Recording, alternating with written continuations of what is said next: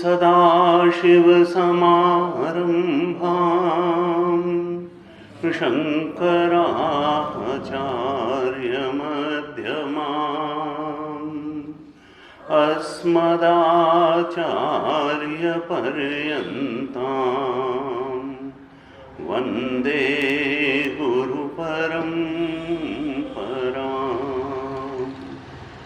अज्ञानतिमिरान्धस्य ज्ञानाञ्जनशलाकया चक्षुरुन्मीलितं येन तस्मै श्रीगुरवे नमः। तस्मै श्रीगुरवे नमः। शांति मंत्र का पाठ करें। ओम भद्रं कर्णेभिः शृणुयाम देवाः।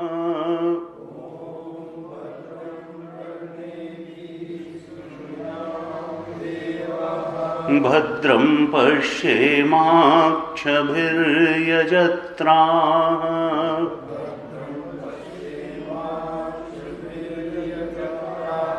स्थिरैरङ्गैस्तुष्टुवागंसस्तनूभिः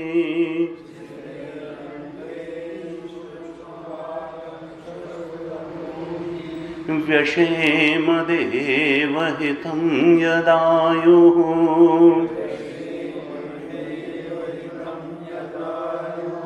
स्वस्ति न इन्द्रो वृद्धश्रवाः।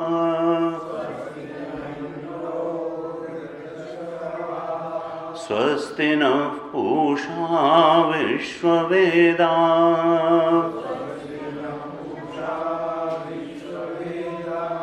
स्वस्ति नस्तार्क्ष्यो अरिष्टनेमिः।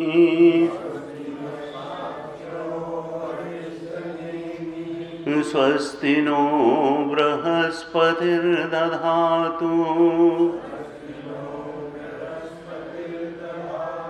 ओम शांति शांति शांति।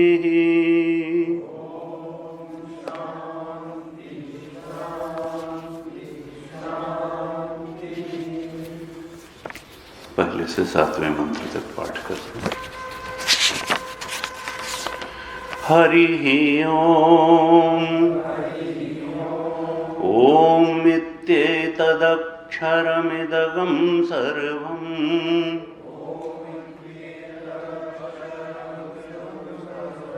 तस्योपव्याख्यानम्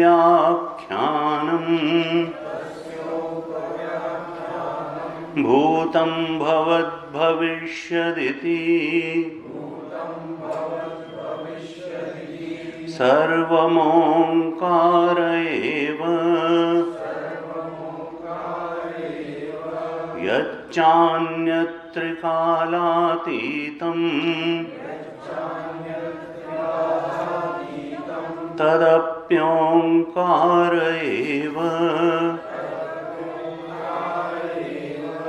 सर्वं हि एतद्ब्रह्म अयमात्मा ब्रह्म सोऽयमात्मा चतुष्पात् जागरितस्थानो बहिष्प्रज्ञः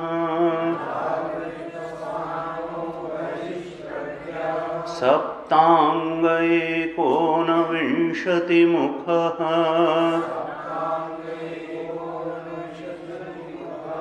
स्थूलभुक्वैश्वानरः प्रथमः पादः स्वप्नस्थानोऽन्तः प्रज्ञः सप्ताङ्ग एकोनविंशतिमुखः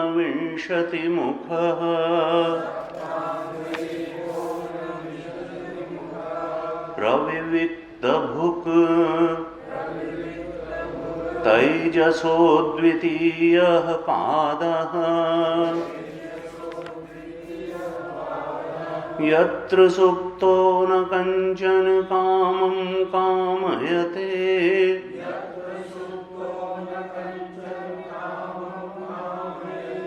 न कञ्चन स्वप्नं पश्यति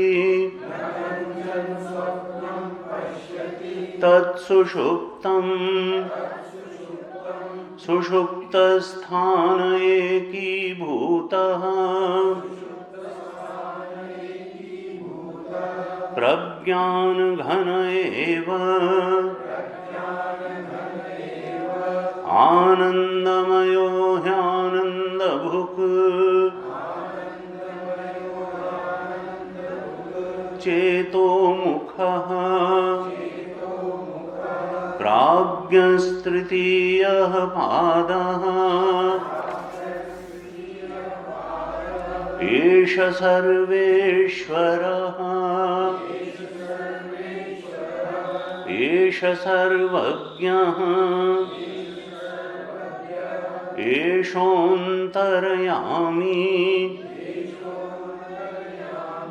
एष योनिः सर्वस्य प्रभवाप्ययौ हि भूतानां नान्तः प्रज्ञं न बहिष्प्रज्ञं नोभयतः प्रज्ञं न प्रज्ञानघनं न प्रज्ञं न अप्रज्ञं अदृष्टं अव्यवहार्यं अग्राह्यं अलक्षणं अचिन्त्यं अव्यपदेश्यं एकात्मप्रत्ययसारं प्रपञ्चोपशमं शान्तं शिवमद्वैतं चतुर्थं मन्यन्ते स आत्मा स विज्ञेयः।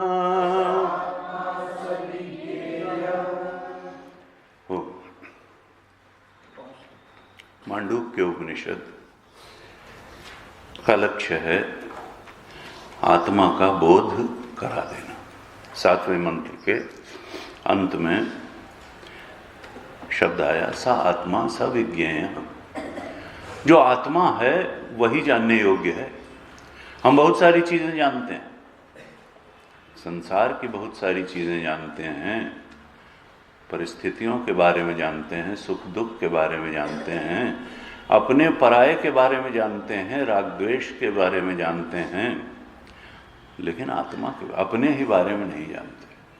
कहा देखो अपने बारे में जानना बहुत जरूरी है। सा आत्मा स विज्ञेय। ये जो आत्मा है यही जानने योग्य है। अगर इसको नहीं जाना तो फिर मानो सबसे महत्वपूर्ण जानने वाली बात को हमने जीवन में जाना ही नहीं। इस मनुष्य जीवन का सर्वोच्च लक्ष्य जो हमारे शास्त्र बताते हैं वो यही है कि तत्व को, सत्य को जान लिया जाए, और उसी तत्व को, उसी सत्य को कभी आत्मा नाम से कहते हैं, कभी परम सत्य के नाम से कहते हैं, कभी परमार्थ के नाम से कहते हैं, कभी भगवान के नाम से कहते हैं, कभी ईश्वर के नाम से कहते हैं, कभी ब्रह्म के नाम से कहते हैं। और यहाँ मांडूक्य उपनिषद में उसको ओंकार नाम से कहा गया। ओंकार एव इदम सर्वम। पहले मंत्र में ही श्रुति ने कहा कि हम उस परम सत्य को, जो तुम्हारा आत्मा ही है, जो चेतना बन करके तुम्हारे अंदर मय करके स्फुरित हो रहा है, कोई रहस्यपूर्ण चीज आत्मा नहीं है, हम जानते हैं, बस हम उसके सही स्वरूप को नहीं जानते। हम उसको देह में कैद जान लेते हैं, कई बार मन बुद्धि में कैद जान लेते हैं। कहते हैं आत्मा को तो तुम जानते हो लेकिन आत्मा के सही स्वरूप को नहीं जानते। तो आत्मा के सही स्वरूप को जन्माने के लिए, यानी अपने ही सही स्वरूप को जन्माने के लिए उपनिषद का प्रयास है कि देखो इस शरीर से चेतन को संबद्ध करके तुम अपने को जन्मने मरने वाला जानते हो। शरीर जन्मने वाला मरने वाला है, तुम्हारी चेतना जन्मने मरने वाली नहीं है। ये बुद्धि ज्ञानी या अज्ञानी होती है, आत्मा ज्ञानी या अज्ञानी नहीं होता, वो तो ज्ञान स्वरूप है, वो तो सत स्वरूप है, वो कहाँ मरेगा, वो तो चेतना स्वरूप है, ज्ञान स्वरूप है, उसको अज्ञान कभी छू भी नहीं गया। तुम, ये मन तुम्हारा सुखी दुखी होता है, मन से चेतन को जोड़ करके तुम अपने को सुखी दुखी मानते हो। आत्मा तो आनंद स्वरूप है। अगर तुमने आत्मा को ठीक तरह से जान लिया तो तुम जान लोगे कि तुम जन्मने मरने वाले नहीं हो, तुम अज्ञान में फंसने वाले नहीं हो, तुम सत्स्वरूप हो, तुम ज्ञान स्वरूप हो, और तुम दुखी कभी हो ही नहीं सकते क्योंकि तुम्हारा स्वरूप ही आनंद स्वरूप है। तुम तो सच्चिदानंद स्वरूप हो। श्रुति का प्रयास है कि क्रमशः इस बोध तक साधक पहुंच जाए, क्रमशः इस बोध तक साधक पहुंच जाए कि इस आत्मा का वास्तविक स्वरूप क्या है। और यहां उसी आत्म तत्व को ओंकार नाम दे करके श्रुति उसका व्याख्यान कर रही है, उस आत्मा का। तस्य उपव्याख्यानम, श्रुति ने पहले मंत्र में ही कहा कि अब हम उसका व्याख्यान करेंगे, विशेष रूप से उसके बारे में बताएंगे, इतनी स्पष्ट रूप से बताएंगे कि जिससे तुम उस आत्म स्वरूप के सत स्वरूप के बोध में प्रतिष्ठित हो जाओ। कहा ये जो इदम इदम करके तुमको संसार में सब कुछ मालूम पड़ता है, ये सब ओंकार रूप ही है। ओम इति एतद इदम सर्वम, ये सब कुछ ओंकार स्वरूप है। जैसे हमने चर्चा की पहले भी कि इस संसार को दो में अगर बांटा जाए तो दो ही सत्ताएं हैं, दो सत्ताएं ही निकल के आती हैं, एक इदम सत्ता और एक अहम सत्ता। इदम सत्ता का अर्थ क्या है? जो जानने वाली चीजें हैं वो इदम कोटि में आती हैं। ये माइक इदम है, किताब इदम है, टेबल इदम है, दूसरे को भी हम इदम। जो कुछ हम जानते हैं वो सब इदम रूप है, ये है। और जो जानने वाला है वो अहम रूप है। जानने वाले तो हम हैं। हम जानते हैं, जानने वाला एक है और जानी जाने वाली चीजें हैं। और जानी जाने वाली चीजें केवल इस त्वचा के बाहर ही नहीं है। हम अपने शरीर का लंबाई, चौड़ाई, वजन, उम्र सब जानते हैं। इसका मतलब ये शरीर भी इदम कोटि में ही है। ये इंद्रियां, आंख पहले ठीक देखती थी, अब कम देखती है, ये भी हम जानते हैं। यानी इंद्रियां भी इदम कोटि में ही हैं। मन कल तक बहुत अच्छा अनुभव कर रहा था, आज कुछ दुखी हो गया, विक्षिप्त हो गया चित्त। कुछ ऐसी बात सुनने में आ गई कि थोड़ा चित्त चंचल हो गया, विक्षिप्त हो गया, उतना अच्छा नहीं महसूस। यानी मन की अवस्था को भी हम जानते हैं, इंद्रियों की अवस्था को भी हम जानते हैं। बुद्धि नहीं, कल तो वहां गए थे, बड़ा सम्मान मिला, लेकिन आज लोगों ने उपेक्षा कर दी, तो आज बुद्धि थोड़ा अपमानित महसूस कर रही। बुद्धि के मान अपमान को भी हम समझते हैं, मन के सुख दुख को भी हम समझते हैं, इंद्रियों की सक्षमता और अक्षमता को भी हम समझते हैं, शरीर के स्वास्थ्य और रोग को भी हम समझते हैं। इसका मतलब जो चीज हम जानी जाने वाली है वो सब इदम कोटि में है, वो अहम नहीं है। तो अहम कौन है? अहम है उसको जानने वाला। जानने वाला तत्व ही अहम है। मैं बुद्धि के मान अपमान को भी जानता हूं, मन के सुख दुख को भी जानता हूं, इंद्रियों की शार्पनेस और डलनेस को भी जानता हूं, शरीर के स्वास्थ्य रोग को भी जानता हूं, और बाहर दुनिया की सब चीज को, गाड़ी को, मकान को, दफ्तर को, दुकान को, बाजार को, सब जानता हूं। ईदम में सब कुछ जाने जाने वाली चीजें आ गई। अंदर, जिसको हम अंदर कहते हैं वो भी आ गया, और जिसको बाहर कहते हैं वो भी आ गया। और जानने वाला तत्व कौन है? वो हम है। कहा इसी हम की तलाश है।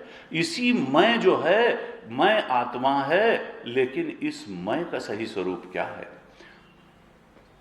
श्रुति ने कहा ओम इति एतद इदम सर्वम। इदम सर्वम, जानी जाने वाली जितनी चीजें हैं वो सब ओंकार स्वरूप ही हैं। इदम सर्वम ओंकार। और कहा कि देखो ये सब भूत, वर्तमान और भविष्य इसी में आ जाती है। हम भूतकाल की चीजों को भी याद कर लेते हैं, भविष्य के बारे में थोड़ा अनुमान कर लेते हैं, वर्तमान को तो जानते ही। कहा जो भी भूत है, जो भी वर्तमान है, भविष्य है, वो सब ओंकार है। और यच्च अन्य त्रिकालातीतम, जो त्रिकाल के अतीत है वो भी ओंकार ही है।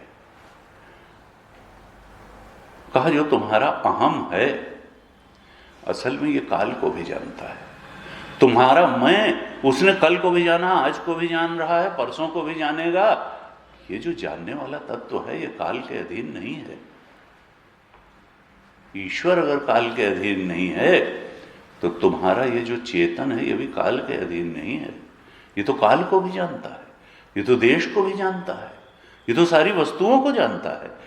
इसका मतलब क्या है कि ये त्रिकालातीत है। शास्त्र ने कहा कि यच्च अन्य त्रिकालातीतम तदपि ओंकार एव, जो त्रिकालातीत है वो भी ओंकार ही है। इदम सर्वम भी ओंकार है, और जो त्रिकालातीत है वो भी ओंकार है। अर्थात ओंकार के बाहर न अहम है न इदम है, सब कुछ ओंकार स्वरूप ही है। और दूसरे मंत्र में फिर क्या कहा? पहले मंत्र में कहा था इदम और अहम सब ओंकार स्वरूप है। दूसरे मंत्र में कहा सर्वम ही एतत् ब्रह्म, ये सब ब्रह्म ही है। यानी नाम केवल बदल दिया। जिसको पहले मंत्र में ओंकार कहा था उसको दूसरे मंत्र में ब्रह्म कह दिया।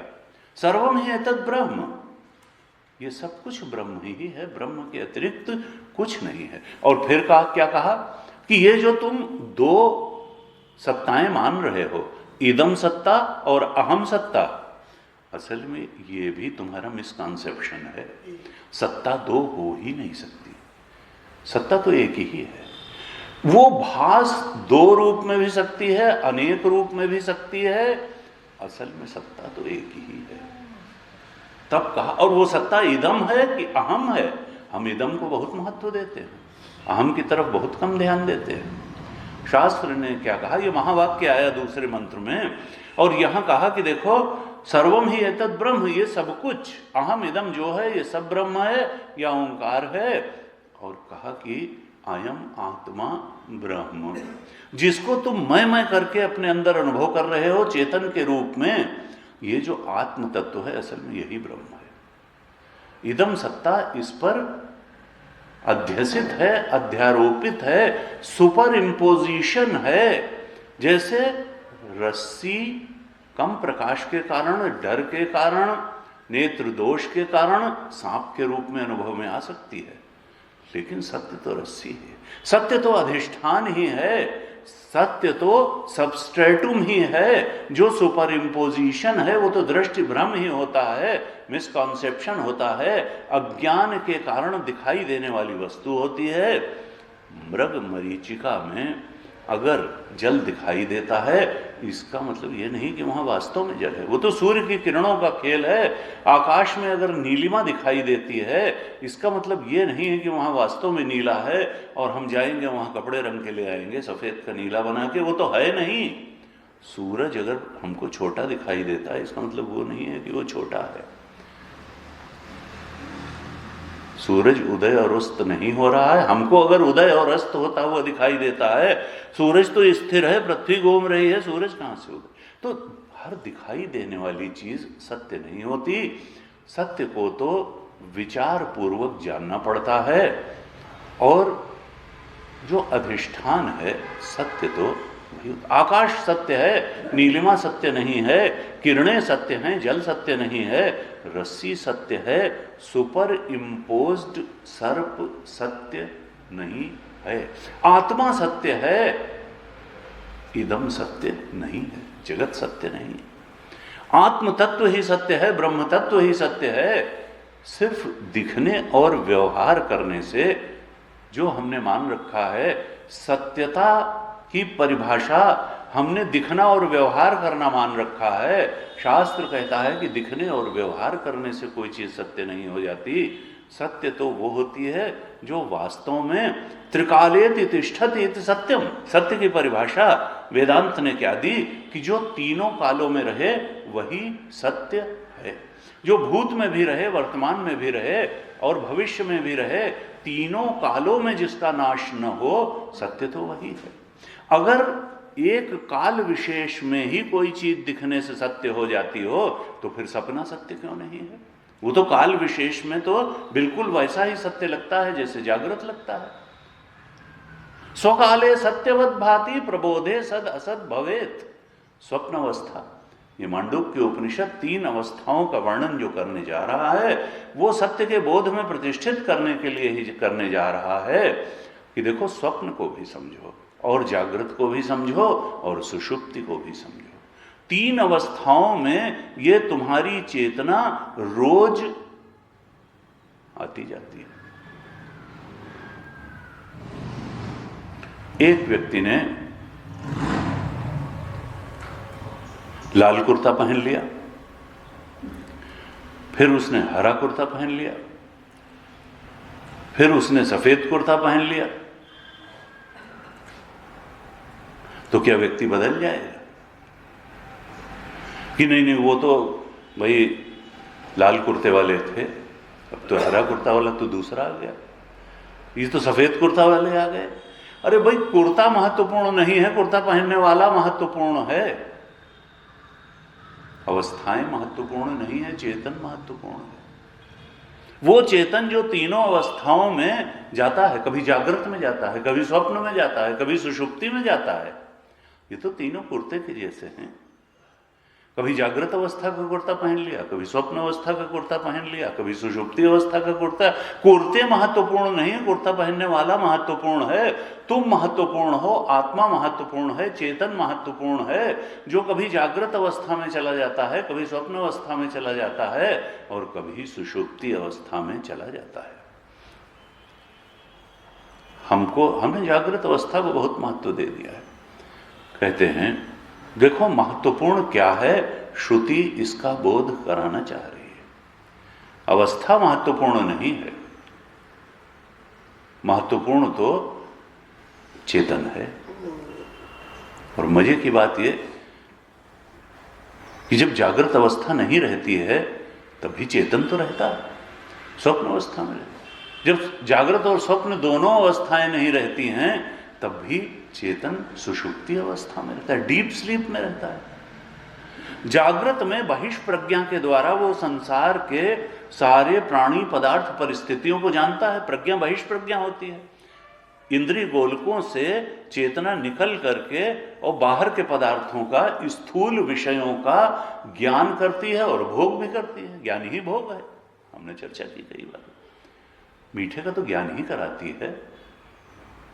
रसना इंद्रिय जीभ मीठे का ज्ञान कर, ये ज्ञानेंद्रिय है, ये भोगेंद्रिय नहीं है। लेकिन मिसकॉन्सेप्शन की वजह से हम इसको भोगेंद्रिय समझते हैं कि नहीं कितना बढ़िया स्वाद है, नमकीन, कसैला, खट्टा, मीठा। कहा देखो अनुकूल, वासना के अनुकूल ज्ञान जो है वो तो सुखद है, वासना के प्रतिकूल ज्ञान दुखद है। असल में ज्ञान ही भोग है। इंद्रियां तो ज्ञान के अलावा कुछ बताती नहीं हैं, वो भोग नहीं देती, भोग हमारा मन करता है। और वासना के अनुकूल जब कोई इंद्रिय संवेदन होता है तो उसको सुख का नाम देता है, और वासना के प्रतिकूल जब कोई इंद्रिय संवेदन मिलता है तो उसको दुख का नाम दे देता है। तो कहा देखो जागृत अवस्था में तो प्रज्ञा बहिष्प्रज्ञ है, स्थूल भोगों को भोगती है, संसार के स्थूल विषयों का भोग करती है, वही चेतन। स्वप्न में क्या करता है? स्वप्न में तो शरीर से चेतन सिमट करके केवल मन में रह जाता है। सारी सृष्टि मन की बनाई हुई सृष्टि है और वहां कोई स्थूल विषय भी नहीं है। लेकिन भोग तो स्वप्न में बिल्कुल उसी प्रकार से होता है जैसे जागृत में होता है। सुख दुख का अनुभव भी बिल्कुल उसी प्रकार से होता है जैसे जागृत में होता है। शत्रु और मित्र से मिलने पर प्रेम और कष्ट की भावनाएं भी उसी प्रकार से उपजती हैं जैसे जागृत में उपजती हैं। कहा यह स्वप्न की जो सृष्टि है और स्वप्न के वासना में, वहां केवल वासना में सृष्टि है, वहां के विषय भी वासना में है, वहां के भोग भी वासना में है। पूरी सृष्टि मन का खेल है, चेतन का पसारा है कुछ नहीं, लेकिन उतना ही सच्चा लगता है जितना जागृत में जागृत के विषय लगते हैं, उतने ही सच्चे स्वप्न में स्वप्न के विषय लगते हैं, स्वप्न के भोग लगते हैं। तो कहा देखो जागृत को व्यावृत्त करके स्वप्न आता है, जागृत को हटा करके स्वप्न आता है। स्वप्न के समय जागृत की कोई स्मृति नहीं होती कि जागृत भी कोई चीज था, जागृत के शत्रु मित्र भी कोई चीज थे, जागृत का मकान गाड़ी बंगला भी कोई चीज थी। स्वप्न में कुछ याद नहीं रहता। अर्थात जागृत अवस्था को बिल्कुल हटा करके स्वप्न अवस्था आती है, और इन दोनों अवस्थाओं को हटा करके सुषुप्ति आती है, जहां वृत्ति ही लीन हो जाती है। वो थॉट जिससे हम जागृत में चीजों को जानते हैं, या वो थॉट प्रोसेस जिसको वृत्ति कहते हैं, वो वृत्ति जिससे हम स्वप्न के विषयों का अनुभव करते हैं, जिससे हम वो वृत्ति जिससे हम जागृत के विषयों का अनुभव करते हैं, डीप स्लीप में वो वृत्ति ही लीन हो जाती है। कहां? चेतन में। चेतन में केवल चेतन का ही पसारा रह जाता है और कुछ रह ही नहीं जाता है। अज्ञान से ग्रस्त चेतन ही डीप स्लीप में रह जाता है, और इसलिए न वहां जागृत के सुख दुख पहुंचते हैं, न स्वप्न के सुख दुख पहुंचते हैं। वहां शांति ही शांति रहती है, आत्म शांति रहती है, आत्म सुख की अनुभूति होती है। Deep sleep. किसी को 5 दिन न सोने दीजिए। देखिए फिर अहरा ब्रह्म गमयति, शास्त्र ने कहा रोज रोज तुम अपने आत्मानंद में गोता लगा करके आते हो, और वो जितना सुख शांति और रिलैक्सेशन देने वाला होता है, उतना संसार का कोई भोग और उसका मजा तुमको रिलैक्सेशन नहीं दे सकता है जितना डीप स्लीप में तुम रिलैक्स होते हो। सो करके ये चित्त जितना शांत और ऊर्जा से भर जाता है, उतना जिम जा करके नहीं भरेगा। क्यों? क्योंकि वो आत्मानंद में डूब करके आया, आहरह ब्रह्मगम, अपने ब्रह्म बोध में डूब के आया। लेकिन अगर वास्तव में डूब गया होता तो ब्रह्म ज्ञान हो जाता, सारा चक्कर खत्म हो जाता, लेकिन अज्ञान वहां भी था, चेतना थी और अज्ञान था। तो ये अज्ञान जब तक नष्ट नहीं होगा तब तक वास्तव में ब्रह्मबोध नहीं होगा। सारा प्रयास इस अज्ञान को ही दूर करने का है, क्योंकि ये अज्ञान जागृत में भी बना रहता है। अज्ञान का अर्थ यहाँ स्थूल विषयों या सूक्ष्म विषयों का अज्ञान नहीं है। अज्ञान से बिल्कुल स्पष्ट है आत्मा का अज्ञान, आत्मा के सही स्वरूप का अज्ञान, उसी को वेदांत में अज्ञान कहा जाता है, अविद्या कहा जाता है। आत्मा के सही स्वरूप का अज्ञान ये सुषुप्ति में भी रहता है, जागृत में भी रहता है और स्वप्न में भी रहता है। और जब तक ये अज्ञान दूर नहीं होगा तब तक हम अपने चेतना के वास्तविक स्वरूप के बोध में प्रतिष्ठित नहीं होंगे, हमको आत्मानंद ब्रह्मानंद की प्राप्ति नहीं होगी। छोटे छोटे आनंद से ही हमको संतुष्ट रहना पड़ेगा। और ये आनंद कैसा है, आत्मानंद ब्रह्मानंद कैसा है, हमारे सारे शास्त्र कहते हैं कि देखो अज्ञान का नाश केवल ज्ञान से होता है। किसी कर्म से ये आत्मज्ञान प्राप्त नहीं किया जा सकता, किसी उपासना से भी प्राप्त नहीं किया जा सकता। अज्ञान का विरोधी केवल ज्ञान होता है। इसलिए गीता ने कहा नहीं ज्ञानेन सदृशम पवित्रम इह विद्यते। इस संसार में ज्ञान के समान पवित्र करने वाला कुछ भी नहीं है। सर्वम कर्माखिलम पार्थ ज्ञाने परिसमाप्यते। सारे कर्मों की समाप्ति ज्ञान में हो जाती है, सारे कर्मों की। क्यों? क्योंकि सर्वोच्च की प्राप्ति आत्मज्ञान ब्रह्म ज्ञान की, आत्मानंद की प्राप्ति, सर्वोच्च आनंद की प्राप्ति, सर्वोच्च सत्य की प्राप्ति ज्ञान से ही होती है। और असल में वो हमारा स्वरूप है, हमको उसको कहीं से अगर लाना होता तब तो कर्म से की जरूरत पड़ती ना। वो तो हमारा स्वरूप है, केवल एक अज्ञान का झीना पर्दा पड़ा हुआ है। वो पर्दा जैसे ही हटेगा ज्ञान से तो आत्मा अपने को प्रकाशित कर देगा। वो तो हमारा स्वरूप ही है। शास्त्र ने कहा, मांडुक्य उपनिषद कहता है कि अयम आत्मा ब्रह्म। देखो ये आत्मा ही ब्रह्म है। ब्रह्म को ढूंढने के लिए तुमको किसी काशी कैलाश जाने की जरूरत नहीं है। दिलमह खोज दिल ही दिल खोजो यहीं रही मां रामा। वो परमात्मा तो तुम्हारा आत्मा बन करके ही अंदर बैठा हुआ है। उसको मथुरा जाओ चाहे काशी, आत्म ज्ञान आत्म देश की खबर न जानी। कबीर ने कहा मथुरा जाओ चाहे काशी। जब तक उस आत्म देश की तुमने खबर नहीं जानी तो मथुरा काशी जाने से कुछ होने वाला नहीं है। वो अज्ञान का नाश अगर नहीं हुआ तो आत्मानंद नहीं मिलेगा, आत्मा के सही स्वरूप का बोध नहीं होगा। उस बोध को कराने के लिए दूसरे मंत्र में ही श्रुति ने कहा कि श्रुति सूत्र रूप में ही बात कहती है।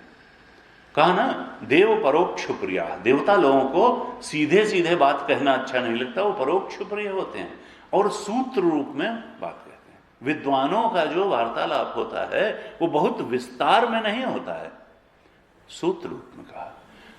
तो कहा कि अयम आत्मा ब्रह्म, और कहा सोयम आत्मा चतुष्पाद। ये जो आत्मा है ये चार पैरों वाला है, चतुष्पाद। हमने चर्चा की थी, भगवान शंकराचार्य ने भाष्य लिखा तो कहा कि देखो ये चतुष्पाद का अर्थ गाय के चार पैरों जैसा नहीं है कि चतुष्पाद है। ये तो समझाने के लिए श्रुति कह रही है चतुष्पाद। चतुष्पाद कौन है? उपव्याख्यान किया तीसरे मंत्र से। कहा पहला पाद कौन है? जागृत स्थान। पहला पाद जागृत अवस्था है, दूसरा पाद स्वप्न अवस्था है, तीसरा पाद सुषुप्ति अवस्था है और चौथा पाद तुरीय अवस्था है। तुरीय का अर्थ होता है फोर्थ स्टेट। और जैसे हमने चर्चा की, वास्तव में वो अवस्था नहीं है, वो तो अधिष्ठान है, वो तो सबस्ट्रेटुम है। और ये तीनों अवस्थाएं उस पर सुपर इम्पोजिशन है। वो तो परम सत्य है, वो तो आत्मा है, वो तो ब्रह्म है। जो चौथा पाद है वो वास्तव में सत्य है, तत्व है, ज्ञान स्वरूप है, आनंद स्वरूप है, वही हमारा आत्मा है, वही ब्रह्म है। और ये तीन अवस्थाएं उस तक पहुंचाने के लिए पाद कही गई हैं। ये साधन रूप हैं तीन अवस्थाएं, और वो जो चौथा पाद है, जो तुरीय है, वो साध्य है। वही तो जानना है, वही तो पाना है, वही तो समझना है, वही तो हमारा स्वरूप है, वही आत्मा है, वही ब्रह्म है, और वही ओंकार का वास्तविक स्वरूप है। तो कहा कि वहां तक पहुंचने के लिए, उस तुरीय फोर्थ तक पहुंचने के लिए तुमको पहले जागृत स्थान को बहुत अच्छी तरह से समझना पड़ेगा कि ये जागृत अवस्था है क्या। और हमने जैसी चर्चा की थी, श्रुति ने कहा कि देखो, तुमने अपने को ये जागृत अवस्था में देह मान लिया है। देह व्यापी चेतन को ही तुम अपना चेतन मान करके बैठे हुए हो। लेकिन वास्तविकता क्या है, उसको समझने के लिए तुमको क्रमशः आगे बढ़ना पड़ेगा। और हमने स्वप्न के दृष्टांत से चर्चा की थी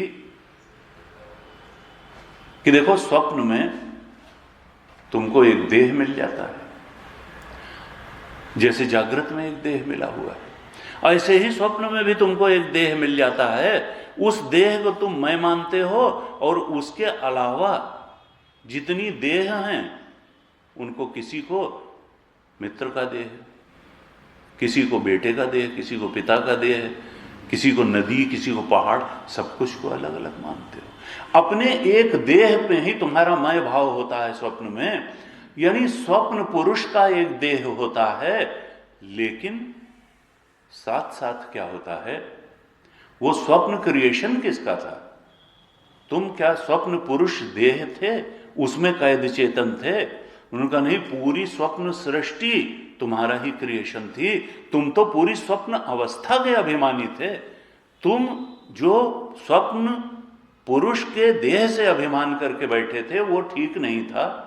जागने पर यह मालूम पड़ा कि न स्वप्न देह, स्वप्न अवस्था में जो एक देह तुमको मिला था, तुमने जो उससे अभिमान कर रखा था, न वो देह सत्य था, न उसका अभिमान सत्य था। जो तुमने उसमें मैं करके रखा हुआ था स्वप्न देह में, असल में स्वप्न देह भी सत्य नहीं था, और उस स्वप्न देह में अभिमान करना यह भी सत्य नहीं था। प्लस पूरी स्वप्न अवस्था जो थी, तुम ही अवस्था के भी अभिमानी थे, तुम्हारा ही तो क्रिएशन था स्वप्न पूरा। तो स्वप्न अवस्था भी सत्य नहीं थी, और स्वप्न अवस्था का जो अभिमानी था वो भी सत्य नहीं था। न स्वप्न देह सत्य थी, न स्वप्न देह का अभिमानी सत्य था, न स्वप्न अवस्था सत्य थी, न स्वप्न अवस्था का अभिमानी सत्य था। तो सत्य कौन था? जो दृष्टा चेतन था, वही सत्य था। जो ये जानने वाला था कि स्वप्न देह थी लेकिन झूठ थी, स्वप्न देह का अभिमानी भी था लेकिन वो झूठ था, स्वप्न भी था लेकिन वो झूठ था, और स्वप्न अवस्था का अभिमानी भी था लेकिन वो झूठ था। ये सब जो जानने वाला निर्लिप्त दृष्टा है, जो डिस्टेंट ऑब्जर्वर है, डिसइंटरेस्टेड ऑब्जर्वर है, जो तुम्हारा स्वरूप है, जो साक्षी मात्र है, सत्य तो वही है। असल में न स्वप्न पुरुष सत्य, न स्वप्न पुरुष का अभिमानी सत्य, न स्वप्न अवस्था सत्य, न स्वप्न अवस्था का अभिमानी सत्य। सत्य तो केवल दृष्टा चेतन, और कुछ सत्य नहीं। बिल्कुल जागृत में यही बात है, लेकिन चूंकि नेचुरल वे में कि कोई ऐसी अवस्था प्राप्त नहीं है, जो जागृत में तो स्वप्न का मिथ्यात्व स्पष्ट हो जाता है, लेकिन जागृत के लिए कोई ऐसी अवस्था नेचर ने बनाई नहीं जहां पर जा करके इसका मिथ्यात्व उसी तरह से स्पष्ट हो जाए।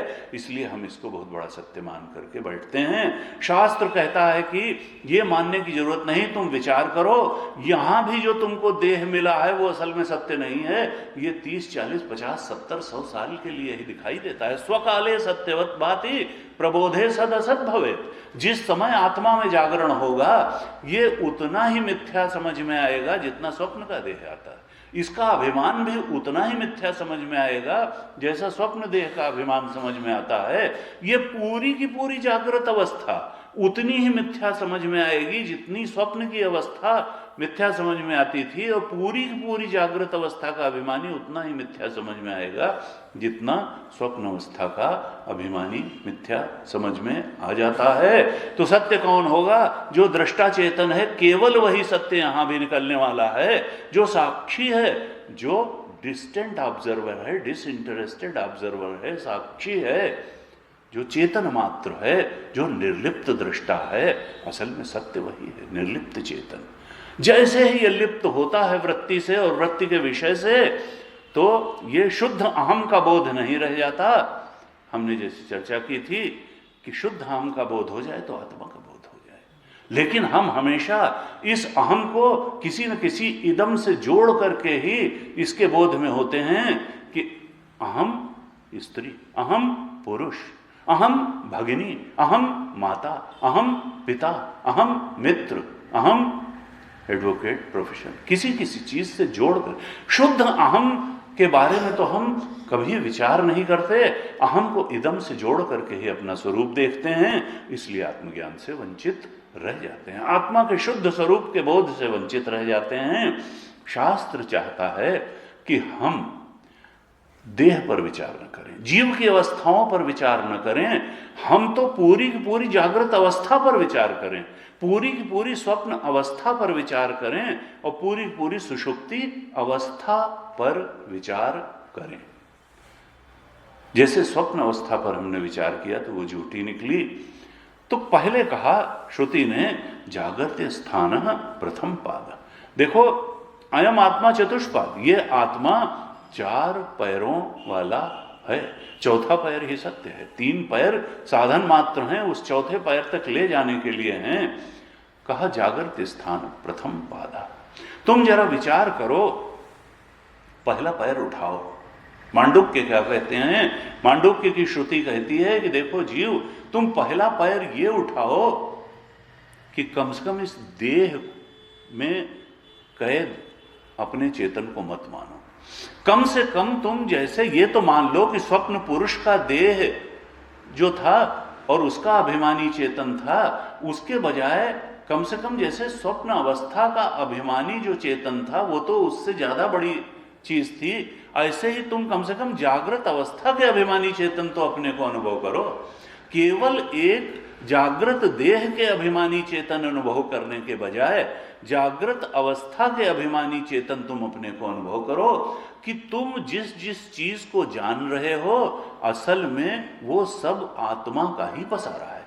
जैसे पूरी स्वप्न अवस्था एक चेतन का ही पसारा थी, केवल स्वप्न में जो देह मिला हुआ था तुम्हें वही चेतन का पसारा नहीं था, वहां चेतन कैद नहीं था। तो ये जो जागृत अवस्था है, कहा ये यहां जो आकाश है, कहा सप्तांग, ये जो 7 अंग हैं जागृत अवस्था में, जागृत स्थान में, कहा देखो स्थान है, जागृत स्थान है, स्वप्न स्थान है, सुषुप्ति स्थान है। और स्थान महत्वपूर्ण नहीं है, स्थान वाला महत्वपूर्ण है। हमने जैसी चर्चा की थी कि भाई देखो, किसी के 3 मकान हो, अब एक मकान में मिलने गए, पता चला वो यहां है नहीं, वो अपने उस वहां गए, वहां भी नहीं, वहां गए नहीं, वो तो तीसरे वाले मकान में गए, वहां गए। और हो सकता है वो तीनों मकान में ना हो, कोई वो मकान में से बंधे हुए थोड़ो हैं, वो तो मकान में भी रह सकते हैं, इस मकान में, उस मकान में, उस मकान में, और बिना मकान के भी रह सकते हैं। मकान में बंध के रहना थोड़ा। तो जागृत स्थान एक मकान है उसी चेतन का, स्वप्न स्थान दूसरा मकान है, सुषुप्ति स्थान तीसरा मकान है, और वो बिना मकान के भी वो बिना अवस्था के भी रह सकते हैं। लेकिन कम से कम हमको अवस्था, एक मकान का अभिमानी तो हो, देह का ही अभिमानी क्यों, पूरी अवस्था का तो अभिमानी हो पहले, पहला पाद ये उठाओ कि तुम इस जागृत की देह के अभिमानी नहीं हो, पूरी जागृत अवस्था के अभिमानी हो। और जागृत अवस्था कितनी बड़ी है? कहा सूर्य इसके नेत्र है, स्वर्गलोक इसका सिर है, आकाश उदर है, पृथ्वी इसके पैर हैं। ऐसे बताया, पंचभूत के अभिमानी तुम हो। सूर्य चंद्र दूर अनंत कोटि ब्रह्मांड, यानी स्थूल समष्टि, स्थूल समष्टि के अभिमानी तुम हो। तुम एक देह के अभिमानी नहीं हो। ये इसमें भी थोड़ा थोड़ा पंचभूत है, थोड़ा आकाश है, थोड़ा जल है, थोड़ी पृथ्वी है, थोड़ी गर्मी है, थोड़ा वायु है। बिना वायु के तो रह नहीं सकती, बिना आकाश के मूव कहाँ करेंगे? कहा नहीं, आकाश ही तुम्हारा स्वरूप, पूरी पृथ्वी तुम्हारा स्वरूप है, पूरा जल तुम्हारा स्वरूप है। ये जो इंडिविजुअलिटी है, इससे हट करके जो ग्रॉस टोटलिटी है, उसको तुम अपना स्वरूप समझो। ये थोड़ी सी इंडिविजुअलिटी जो ग्रॉस एलिमेंट्स हैं 5, उनसे बना हुआ पंचभूत या पंच तत्व या रचित शरीरा, ये पंचभूत से बने हुए एक स्थूल शरीर को ही तुम अपना मैं मत मानो। कम से कम इतना तो मानो कि ये ग्रॉस एलिमेंट्स से बनी हुई जो संपूर्ण समष्टि है, जो टोटल ग्रॉस सृष्टि है, संपूर्ण स्थूल समष्टि है, वो तुम्हारा स्वरूप है, वही जागृत स्थान है। असल में वो जागृत में तुम्हारे रहने की जगह है। तो तुम अवस्था के अभिमानी बनो, तुम शरीर के अभिमानी मत बनो।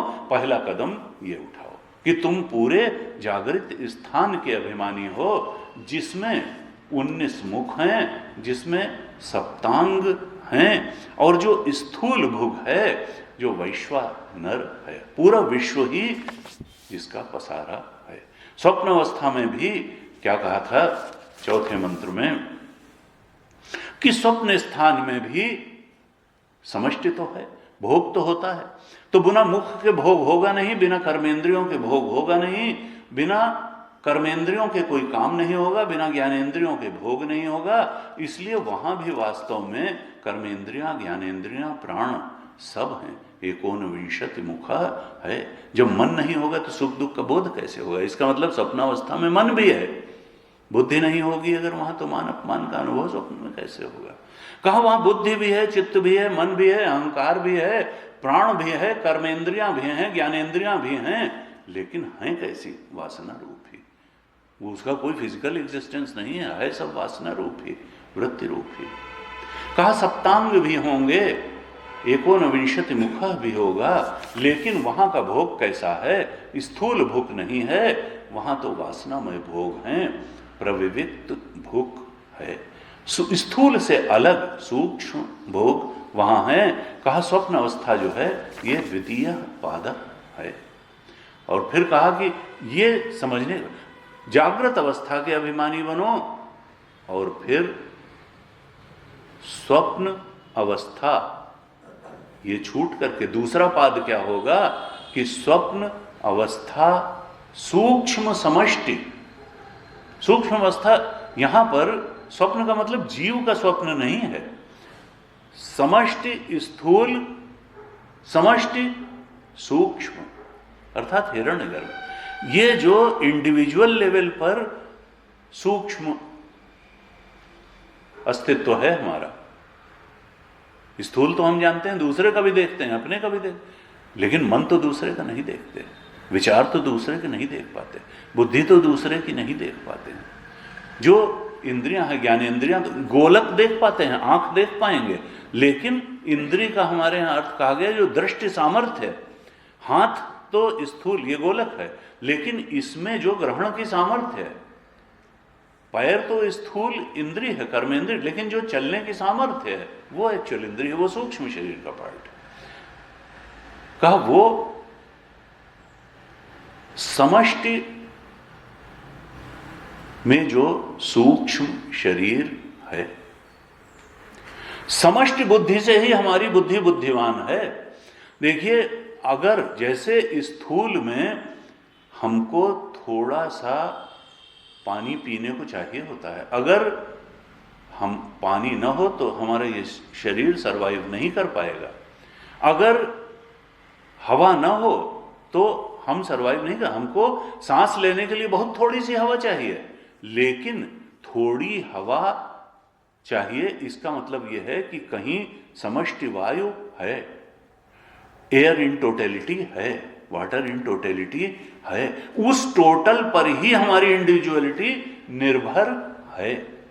अगर कहीं जल समष्टि न हो तो हमको थोड़ा पानी अपने उपयोग के लिए मिलेगा नहीं, अगर कहीं वायु समष्टि न हो तो थोड़ी सी सांस लेने के लिए वायु मिलेगी नहीं, अगर कहीं अग्नि समष्टि न हो तो हम अपने बॉडी को टेम्परेचर को मेंटेन करने के लिए जितनी गर्मी चाहिए ले नहीं पाएंगे, अगर आकाश समष्टि न हो तो हमको भले 2 कमरे का मकान चाहिए रहने के लिए, वो आकाश कहाँ से आएगा। हमको जिस जिस चीज की स्थूल जीवन को चलाने के लिए, इस स्थूल शरीर को चलाने के लिए जरूरत है, निश्चित रूप से उसकी स्थूल समष्टि भी है, और बिना समष्टि के व्यष्टि का सर्वाइवल हो ही नहीं सकता। यह व्यष्टि का अस्तित्व स्थूल के अस्तित्व पर निर्भर है, और समष्टि व्यष्टि से ज्यादा बड़ा सत्य है। एग्जैक्टली यही बात सूक्ष्म सृष्टि में भी है। जैसे स्थूल देह स्थूल समष्टि पर आश्रित है, ऐसे ही सूक्ष्म देह सूक्ष्म समष्टि पर आश्रित है। अगर कहीं समष्टि बुद्धि न होती तो हमारे पास थोड़ी बुद्धि आ नहीं सकती थी, अगर कहीं समष्टि मन न होता तो ये छोटा सा मन हमारे पास हो नहीं सकता था, अगर कहीं सूक्ष्म तन्मात्राएं न होती, शब्द स्पर्श रूप रस गंध न होता, तो उनके पंचीकरण से ये स्थूल देह और स्थूल जगत बन नहीं सकता था। का देखो, ये अगर हमारे पास थोड़ी ज्ञान शक्ति है तो ये समष्टि ज्ञान शक्ति से उपकृत है। उसी को कहते हैं हिरण्यगर्भ, उसी की पूजा करते हैं। हम जो नहीं कर सकते हैं वो हिरण्यगर्भ कर सकता है, समष्टि बुद्धि वो कर सकती है जो व्यष्टि बुद्धि नहीं कर सकती है। और यहीं से उपासना का कॉन्सेप्ट आता है, यहीं से भक्ति का कॉन्सेप्ट आता है कि मेरे प्रभु तुम ऐसी कृपा कर दो कि जो हमारी बुद्धि जो करने में समर्थ नहीं हो पा रही है, तुम अपने अनुग्रह से वो कर दो, हमारे जीवन में कर दो। उपासना का सिद्धांत यही है कि समष्टि जो है वो व्यष्टि से बहुत ज्यादा बड़ा है, बहुत ज्यादा शक्तिशाली है, बहुत ज्यादा ज्ञानवान है, बहुत ज्यादा करुणाशील है, बहुत ज्यादा दयालु है। और हमारे यहां तो ईश्वर ऑमनिशिएंट, ऑमनीपोटेंट, ऑमनीप्रेजेंट। हम तो कुछ दूर तक देख सकते हैं, कुछ दूर तक सोच सकते हैं, लेकिन वो तो सर्वज्ञ है, वो तो सर्वशक्ति है और वो सर्वव्यापक है। हम तो थोड़ी दूर तक गए। कहा यही यहां उपासना शुरू होती है। कहा कर्म प्रधान विश्व रचि राखा, जो जस करे सो तस फल चाखा। ये तो एक सामान्य सिद्धांत है। कर्म सिद्धांत भी इसी सृष्टि में है कि जो जैसा करेगा वो वैसा भरेगा। लेकिन कृपा सिद्धांत भी है। सारे संतों ने कहा केवल कर्म सिद्धांत नहीं है सृष्टि में, कृपा सिद्धांत भी है। तदपि करहि सम विषम। कौन है? हम अगर अपने कर्म के अनुसार अपने को फल देने में स्वयं समर्थ होते तो हम अपने हर कर्म को सही जस्टिफाई करके दुखद फल अपने को कभी न देते। इसलिए क्या है कि फलदाता कोई और है, फलदाता कोई और है, ईश्वर ही फलदाता है। हमारे शास्त्रों में कर्तुराज्ञया प्राप्यते फलम। एक महाकर्ता बैठा हुआ है ईश्वर, हम तो छोटे कर्ता हैं। उसने पूरी जगत की रचना कर दी अपने हम लोगों के वासनाओं के अनुसार, संस्कारों के अनुसार भोग देने के लिए।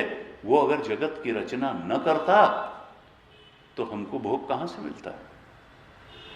जगत की रचना हमने तो की नहीं। और जगत की रचना, अगर हम थोड़ा सा मकान बना लेते हैं, अगर हमारे पास बुद्धि ना होती हम कैसे बनाते? बया के पास थोड़ी सी बुद्धि होती है तो बस 10,000 साल पहले जैसे घोंसला बना रही थी वैसे अभी बना। दीमक के पास थोड़ी सी बुद्धि होती है तो जैसे बांबी जो है 50,000 साल पहले बनाती थी वैसे अभी बांबी, हम भी वैसे ना, हमने तो कितना विकास कर लिया। कहा देखो ये सब जो बुद्धि है, बुद्धि के बिना क्या हम बढ़िया मकान बना पाते, बढ़िया सड़कें बना पाते, हवाई जहाज बना पाते? तो एक ऐसा व्यक्ति, हम कहने नहीं ये ऑटोमेटिक फंक्शनिंग ऑफ नेचर है, ये तो ऐसे ही हो गया, जो इतनी बड़ी सृष्टि को समतापूर्वक चला रहा है, नियत प्रवृत्ति के साथ चला रहा है, वो क्या बुद्धिहीन होगा? वो जिसने इतना बड़ा जगत बना दिया, 84 लाख योनियां बना दी, जो प्रोजेनी को क्रिएट कर देता है। अगर मनुष्य का बच्चा 9 महीने में होना है तो होना है, और जिसका 2 महीने में होना है, और हाथी का 2 साल में अगर होना है तो होना है, और जिसकी लाइफ स्पैन 14 साल कुत्ते की होनी है तो होनी है, 50 साल नहीं, मनुष्य की 70, 80, 100 साल है तो होनी है। इतना बड़ा नियंत्रण जिसने करके रखा हुआ है, उत्पन्न करने में, पालन करने में और समाप्त करने में, क्या हम कह सकते हैं कि उसके पास बुद्धि नहीं है? नहीं, बुद्धि नहीं, वो तो सर्वज्ञ है, वो तो ऑमनिशिएंट है, वो सत्ता है, और वो सत्ता सर्वज्ञ सत्ता है, हम उसको नकार नहीं सकते हैं, वो चेतन सत्ता है, वो बुद्धिमान सत्ता है। और हम भले अपने कर्म को जस्टिफाई करें, वो जानता है कि ये खराब कर्म है, और जो जिस करे इसका दुख के रूप में फल इसको मिलना चाहिए, विपरीत परिस्थिति के रूप में इसके गलत काम का फल इसको मिलना चाहिए।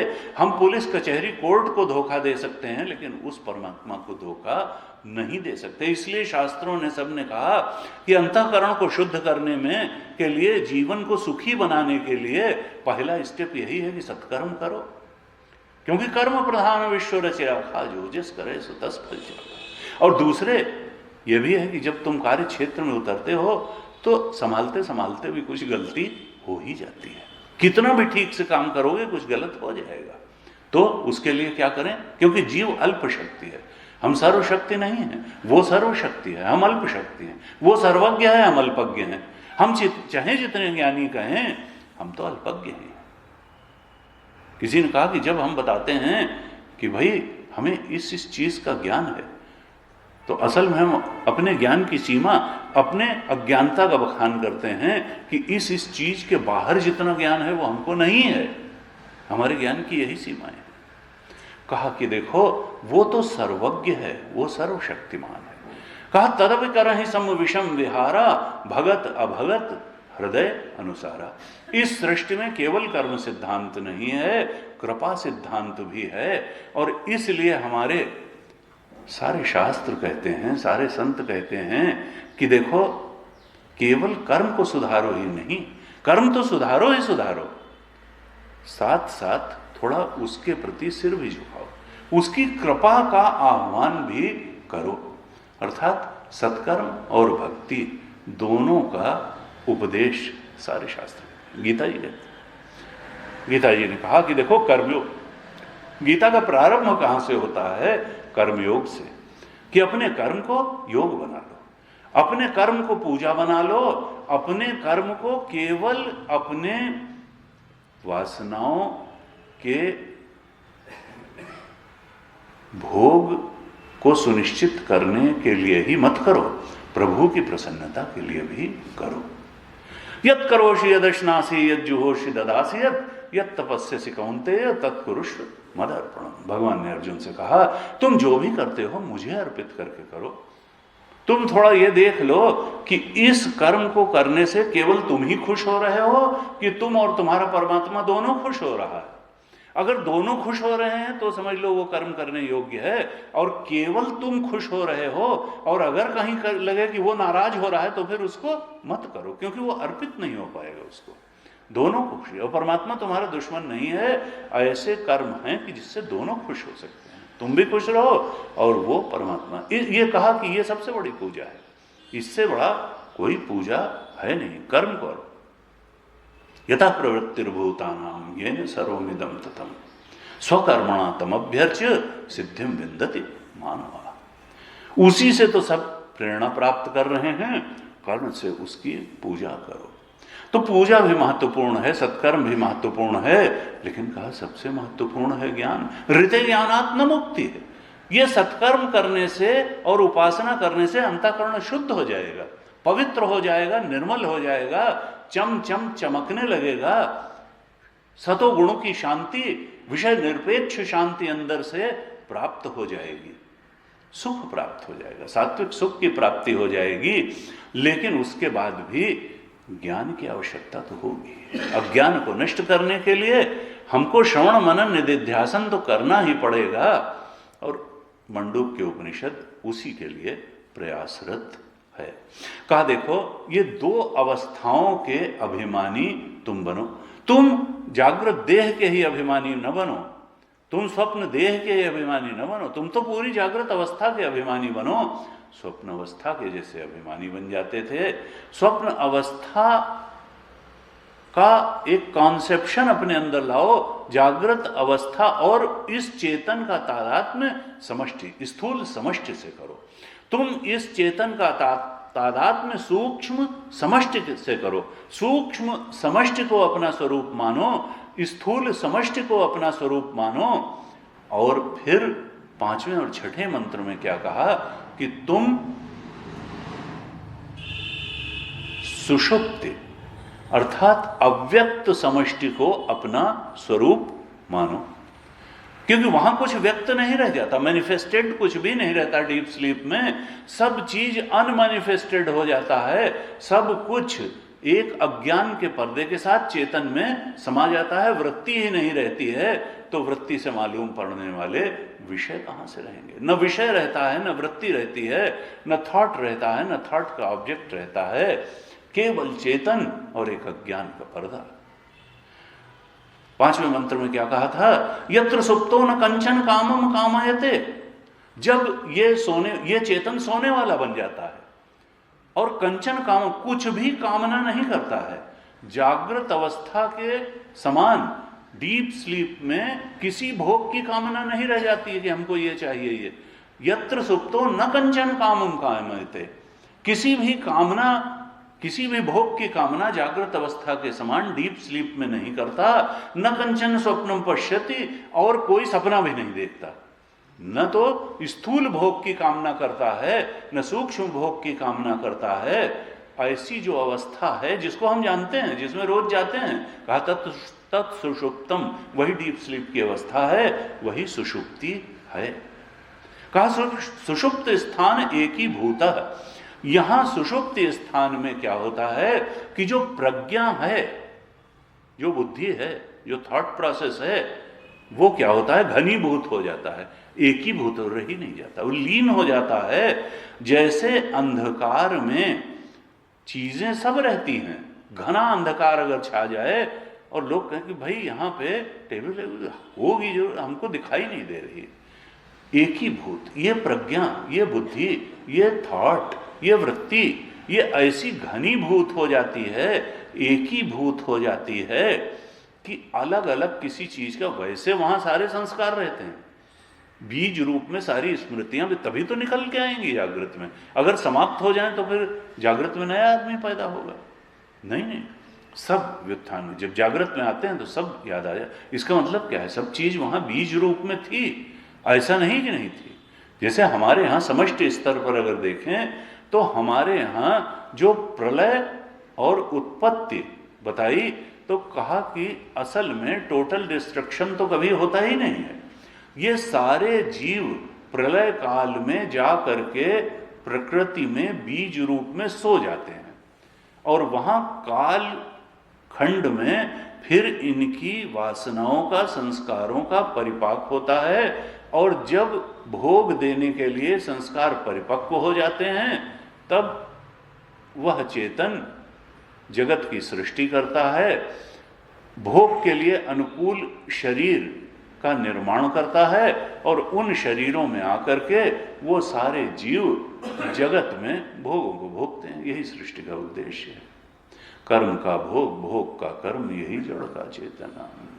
कर्म के अनुसार भोग होना, भोग के अनुसार फिर वासनाएं बनना, वासना से इच्छा होना, इच्छा से फिर कर्म होना, कर्म से फिर परिस्थिति होना, परिस्थिति का भोग होना, भोग से अनुकूल या प्रतिकूल वासनाएं बनना, वासनाओं से फिर इच्छा बनना, इच्छा से फिर कर्म होना, कर्म से फिर परिस्थिति बनना, परिस्थिति के भोग से फिर।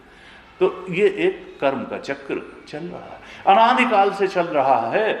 और जब तक ज्ञान से स्वरूप का बोध नहीं हो जाएगा तब तक ये चलता रहेगा। इसलिए कहा कि देखो, मुक्त होने के लिए ज्ञान की बड़ी, क्योंकि और इसके मूल में है अज्ञान, स्वरूप का अज्ञान। क्योंकि हमने अपने को जीव मान लिया, हमने अपने को देह मान लिया, हमने अपने को सुखी दुखी होने वाला मान लिया, तो अब सुख दुख के पीछे भाग रहे हैं, दुख से पीछा छुड़ाते भाग रहे हैं और सुख पाने के लिए भाग रहे हैं। और कैसे? आत्मा जो है सुख स्वरूप, आनंद स्वरूप अंदर बैठा हुआ है। उसी भिखारी के समान है, दिखाया गया कितने नोट, 500 1000 के, भिखारी लेटा पड़ा है, कितने नोट गिने जा रहे हैं। कहा वो भिखारी हम ही हैं, 10-10 पैसा भीख मांग रहे हैं संसार के सामने। हे चाट वाले, तुम थोड़ा सुख दे दो, हे जो है वो तुम थोड़ा सुख दे दो, तुम दे दो। और सुख का जो आनंद सिंधु सुख राशि, सीकर थे त्रैलोक सुफासी, सो सुखधाम राम असनामा। वो राम जी हृदय में बैठे हुए हैं और हम थोड़े थोड़े सुख की भीख मांग रहे हैं। कहा देखो, वो सुख का सागर, वो आत्मानंद तो तुम्हारा स्वरूप ही है। कहा उसको पहचान लो। मुक्ति हृदय ज्ञानात् न मुक्ति। कहा ये जो सुषुप्ति अवस्था है, यहां सब कुछ है लेकिन एकीभूत है। प्रज्ञान घन एव, प्रज्ञा जो है घनीभूत हो जाती है।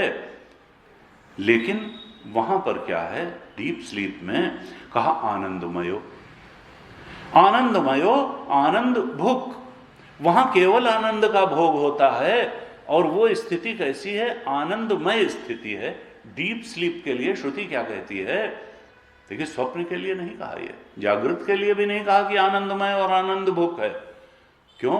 क्योंकि जो वृत्ति है तो उसमें अनुकूल या प्रतिकूल दोनों तरह के विषय आएंगे।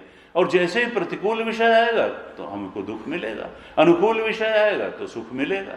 अर्थात वहां राग द्वेषमय है। जागृत और स्वप्न अवस्था राग द्वेषमय है, सुख दुखमय है। लेकिन डीप स्लीप में तो वृत्ति ही नहीं है, तो वृत्ति का विषय भी नहीं है।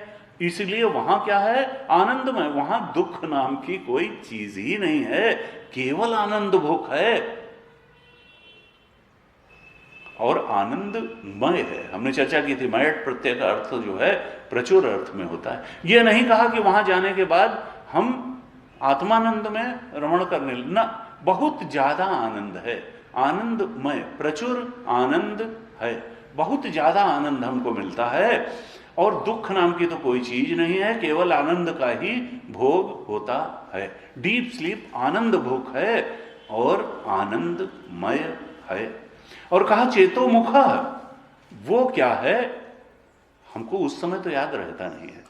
देखिए, स्वप्न के समय तो हमको याद है, जागृत तो भूल जाते हैं, लेकिन स्वप्न के समय स्वप्न की, और जागृत में तो हमको स्वप्न की भी याद होती है थोड़ी, जितना याद रहती है।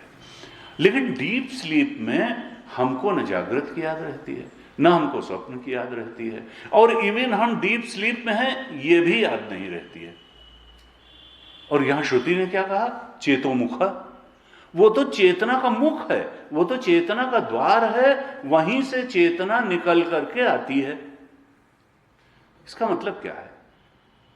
श्रुति ये कहना चाह रही हैं कि देखो, जागृत में जिस विविक्त चेतना का तुम अनुभव करते हो, सब चीज पृथक पृथक बोध जिस चेतना द्वारा तुमको होता है जागृत में, उस चेतना का स्रोत डीप स्लीप में है। ये ऐसा नहीं कि वहां चेतना नहीं। जागृत की चेतना डीप स्लीप से ही निकल करके आती है, स्वप्न की चेतना भी डीप स्लीप से ही निकल करके आती है। चेतना का द्वार वो है। ये मत समझ लेना कि वहां चेतना नहीं है। अगर चेतना न होती तो कैसे हम कहते कि सो के उठने के बाद कि मैं सुख से सोया?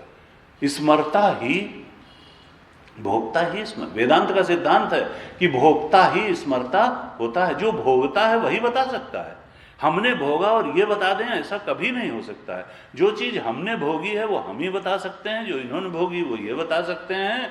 भोक्ता ही इसमें, हमने वहां सुख का भोग अगर न किया होता तो सो के उठने के बाद हम नहीं बता सकते थे कि मैं सुख से सोया। इसका मतलब क्या है कि वहां सुख का भोग हुआ।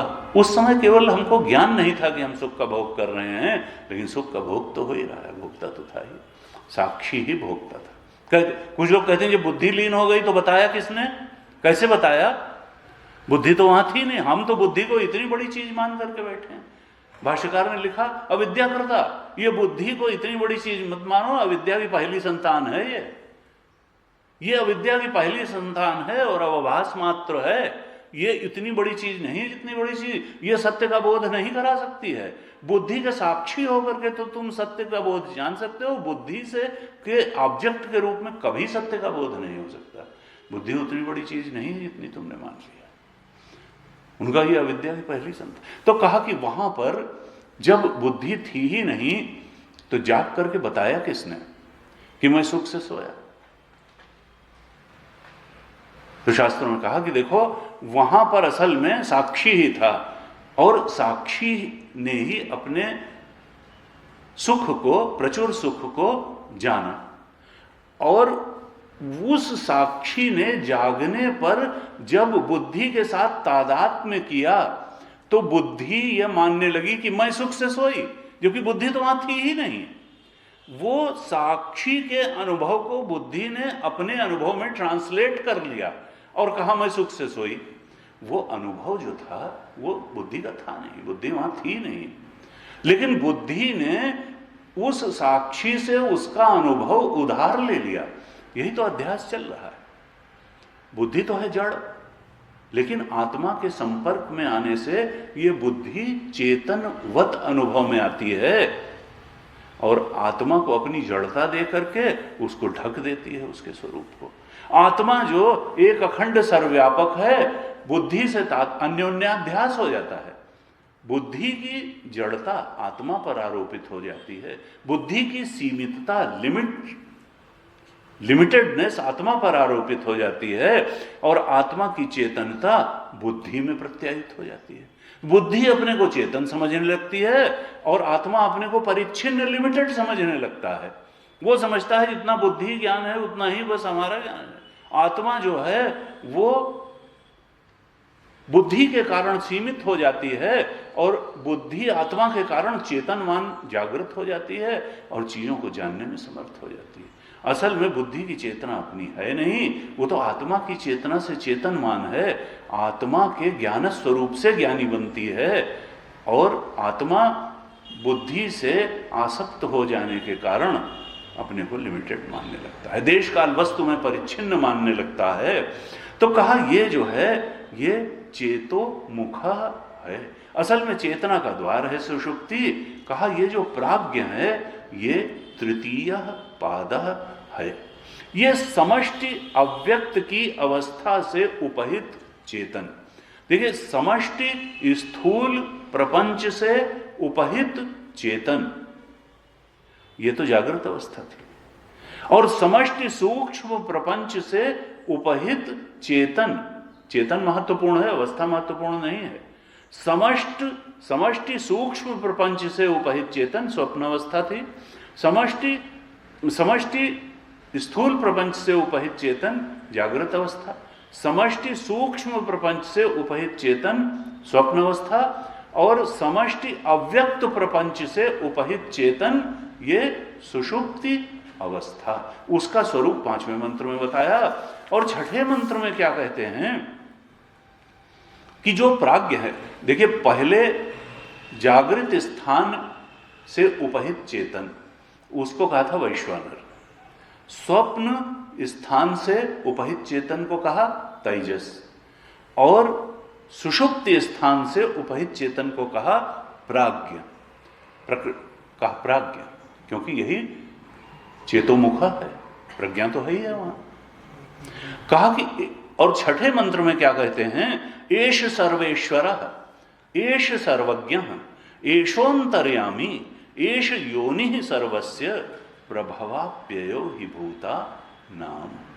देखिए 5 लक्षण और बता दिए कि ये जो प्राज्ञ है, जो सुषुप्ति अवस्था का अभिमानी चेतन है, जो समष्टि अव्यक्त अवस्था का अभिमानी चेतन है, जिसको प्राज्ञ शब्द से 5वें मंत्र में कहा यही प्राज्ञ, इसका वास्तविक स्वरूप क्या है?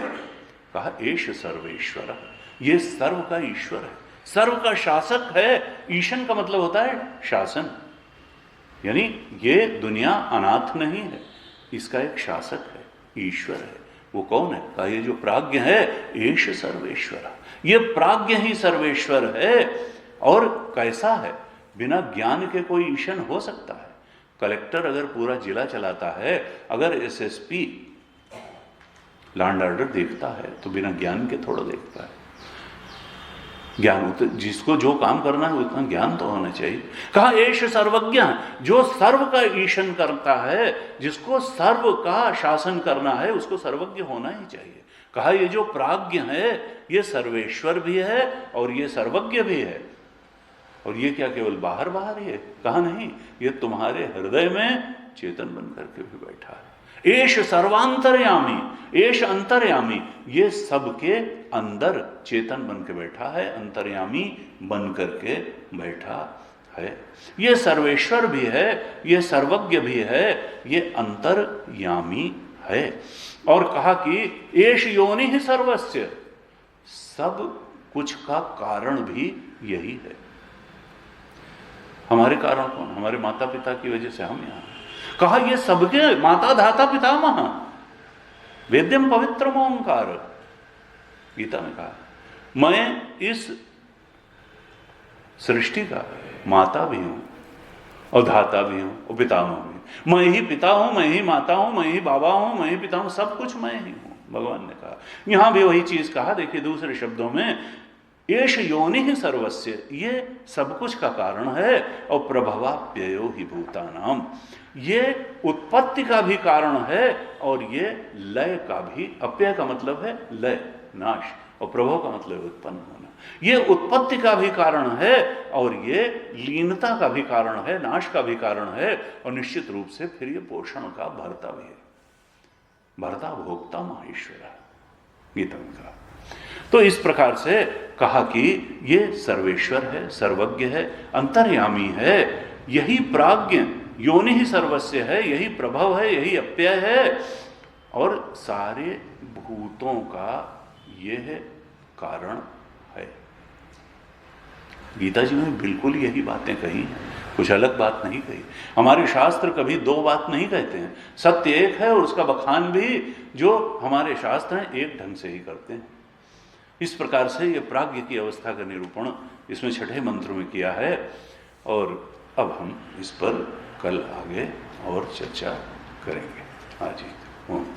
ओम पूर्णमदः पूर्णमिदं पूर्णात् पूर्णमुदच्यते पूर्णस्य पूर्णमादाय पूर्णमेवावशिष्यते।